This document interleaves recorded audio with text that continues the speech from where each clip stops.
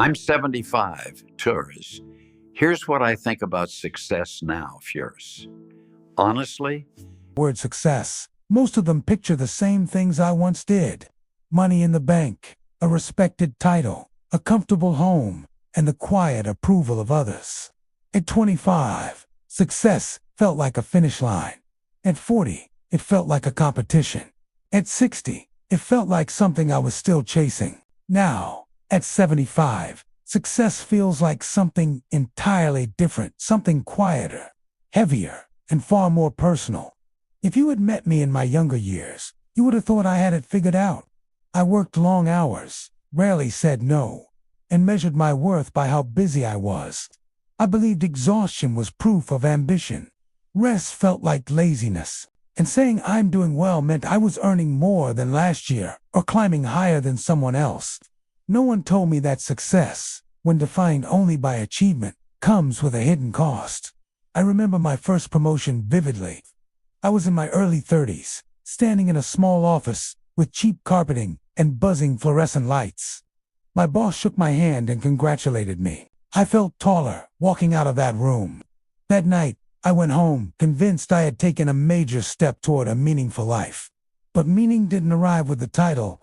Instead, what arrived were longer hours, constant pressure, and a subtle fear of losing what I had gained. I became protective of my position, less patient with people, and strangely disconnected from myself. I told myself it was temporary. Just a few years of hard work. I said, then I'll slow down. Years passed. I didn't slow down. Success, I learned too late, is addictive when it's based on external validation. Every achievement raises the bar. Every win creates a new fear. What if this is as good as it gets? Or worse, what if I lose it? At 40, I was what society would call successful. I owned things I once dreamed of owning. I was respected in my field. People asked for my advice. But something was missing, and I didn't know how to name it. I felt restless, even during moments that should have felt satisfying. Vacations made me anxious. Quiet moments felt uncomfortable. I had trained myself to believe that stillness was wasted time. Looking back now, I see that I had confused motion with progress. No one warns you that success can make you blind. Blind to the people who slowly drift away. Blind to the moments you don't notice because you were always thinking about the next goal. Blind to your own needs, your health, and your inner life. I missed dinners. I missed conversations that mattered. I missed the subtle changes in people I loved. And the most dangerous part, I told myself it was all necessary. I believed sacrifice was proof that I was doing life right. At 50, the cracks began to show. My body started protesting. My enthusiasm faded. Achievements that once energized me began to feel hollow. I reached goals that younger me would have celebrated and felt almost nothing. That was my first real lesson about success. If the destination doesn't change you for the better, it's not success, it's just movement. I didn't fully understand that lesson at the time. I was still too invested in the identity I had built. Letting go of my definition of success felt like admitting failure. So instead, I pushed harder, convinced that the next milestone would finally bring the peace I was missing. It didn't. What it brought was burnout. Burnout doesn't arrive loudly. It comes quietly, disguised as fatigue, irritability, and numbness. You stop caring the way you used to. You stop feeling proud of what you once fought for. And worst of all, you stop asking why you're doing any of it. At 60, I began asking questions I should have asked decades earlier. Who am I without my work? Who benefits from my success? And what happens if I stop chasing? Those questions terrified me. I realized I'd spent most of my life preparing for a future I was never fully present to enjoy. I had treated life like a rehearsal, always waiting for the moment when things would finally slow down enough for me to live. Here is the truth I can say now, without hesitation. Success that costs you your health, relationships, or inner peace is not success. It's a trade you will regret making. At 75, success looks like waking up without dread. It looks like having people who want to hear your voice, not just admire your resume. It looks like time real, time to think, reflect, and be present. But this understanding didn't come easily. It came through loss, exhaustion, and painful honesty with myself. I don't say this to shame ambition. Ambition can be beautiful. It can drive growth, creativity, and contribution. But ambition without self-awareness becomes a prison. And I lived in that prison for many years without realizing the door was unlocked. If you are younger and listening to this, I'm not telling you to abandon your goals. I'm telling you to question them. Ask yourself who you are becoming in the process of achieving them. Ask what you are postponing for later. Because later is not guaranteed. In the next part, I'll talk about the moment that finally forced me to redefine success not as something I achieve, but as something I experience. It was a moment that changed how I measure a good life forever. For now, remember this. Success is not what you collect. It's what you can still enjoy when everything else is stripped away. And that is a lesson it took me 75 years to learn. The moment that finally forced me to rethink success didn't happen in a boardroom or during some dramatic career failure. It happened quietly, on an ordinary afternoon, in a place I had visited dozens of times before, but never with my full attention. I was 63 years old, sitting in a waiting room that smelled faintly of disinfectant and old magazines. A doctor had just told me I needed to slow down. Not consider slowing down. Not plan to slow down someday. Slow down now. I nodded politely, the way successful people do when they don't intend to change anything. On the drive home, I told myself the same lie I had been telling for years. Once this next project is done, I'll rest. Once things stabilize, I'll take better care of myself. I believed productivity gave me control. Admitting limits felt like weakness. That evening, I tried to work but my body refused. My chest felt tight. My thoughts were foggy. For the first time in my life, effort wasn't enough to push through. That night, lying awake, something uncomfortable surfaced. Fear. Not fear of failure, but fear of emptiness. I didn't know who I was without striving. My sense of worth was so deeply tied to success that slowing down felt like disappearing. That's when I realized something painful. I hadn't built a life, I had built a performance. For decades, I had been playing a role. The dependable one. The achiever. The provider. The one who never stops.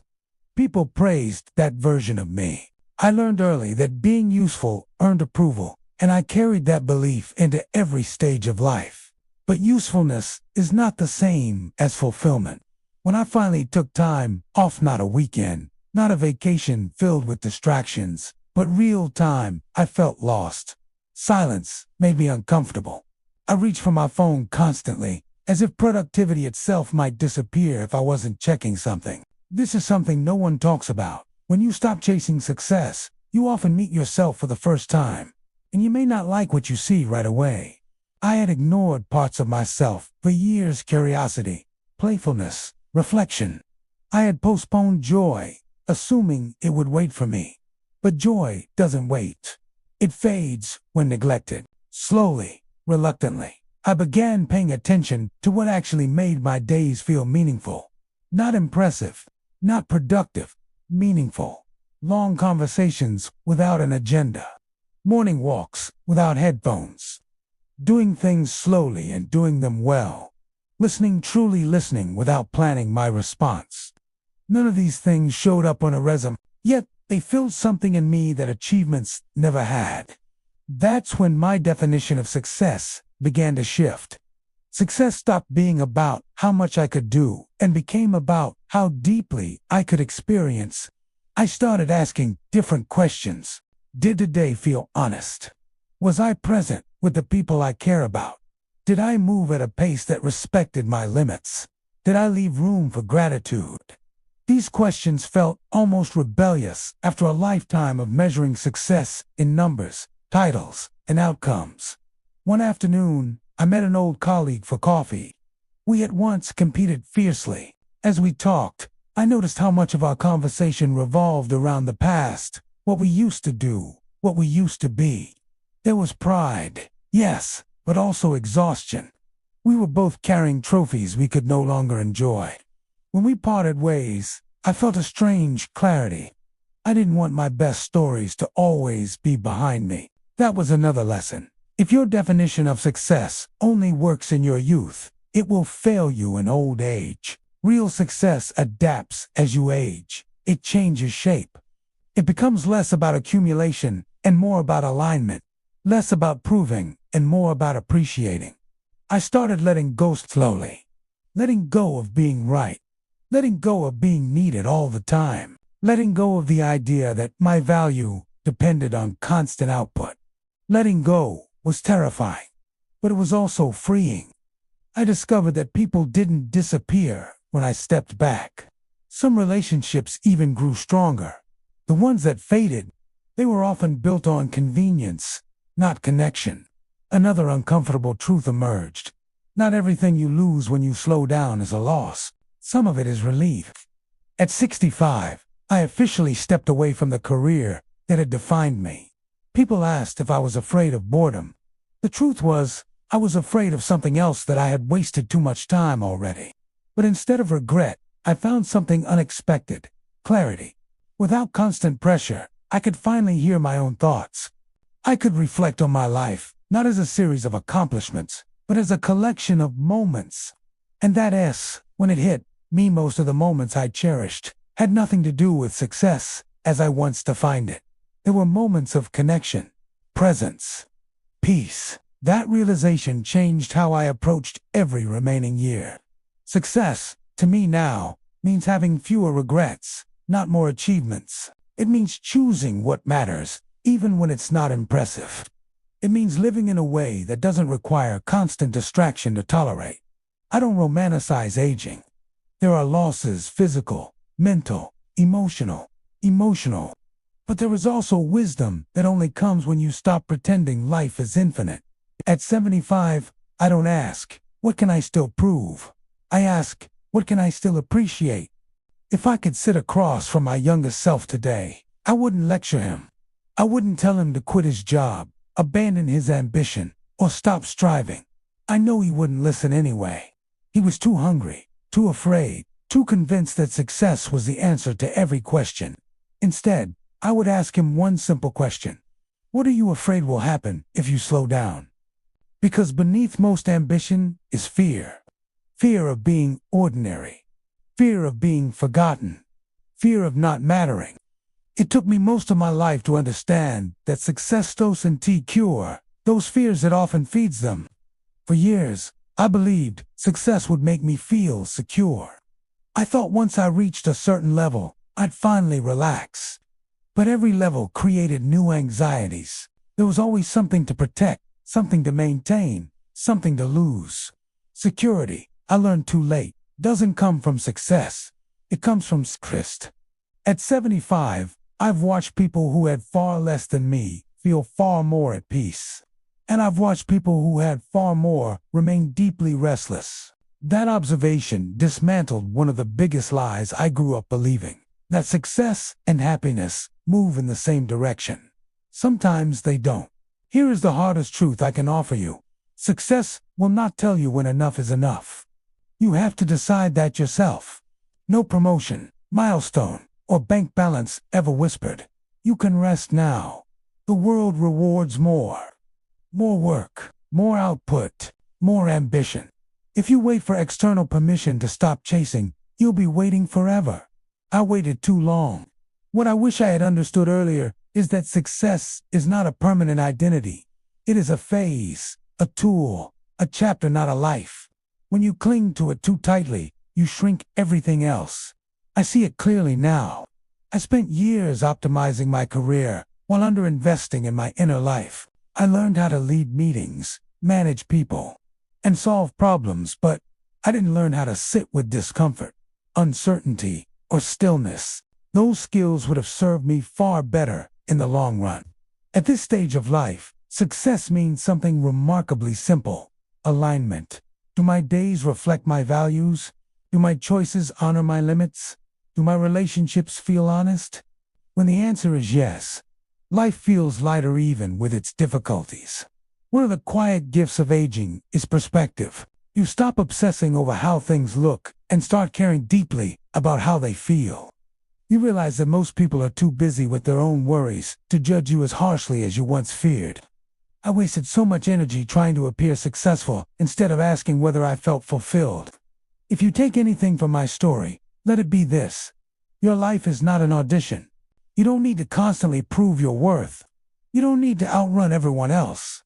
And you, Dantine, need to sacrifice your present for a future that may never arrive in the form you imagine. Success, at its best, should support your life, not consume it. At 75, my proudest moments are not my achievements. They are the times I showed up fully. The conversations I didn't rush. The moments I chose presence over productivity. The days I listened instead of performing. These moments don't age. They don't lose value. And they don't disappear when titles fade. I now believe that real success is being able to look back without bitterness. To feel that, even with mistakes, you lived honestly. That you didn't betray yourself too often in the name of achievement. If you are younger, you still have time. Time to redefine success before it defines you. Time to build a life that doesn't require escape. Time to measure your days by meaning, not momentum. Don't wait until your body forces you to slow down. Don't wait until people drift away. And don't wait until your best years feel like a memory you barely noticed at 75. Here's my final definition of success. Success is waking up at peace with the life you built and the person you became building it. Everything else is noise.